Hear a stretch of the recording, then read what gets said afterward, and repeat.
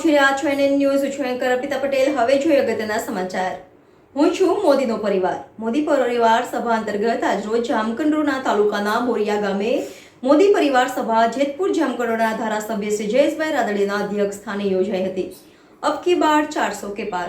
Reporter Ashok Ratadiya, NN news, Jetpur. દર્શક મિત્રો, તમારી આસપાસ બની રહેલી અવનવી ઘટનાઓ વિશે જાણવા માટે એનએન ન્યૂઝને લાઈક કરો, શેર કરો, સબસ્ક્રાઇબ કરો અને બેલ આઇકન પ્રેસ કરો, જેથી આપને નોટિફિકેશન્સ મળતી રહે.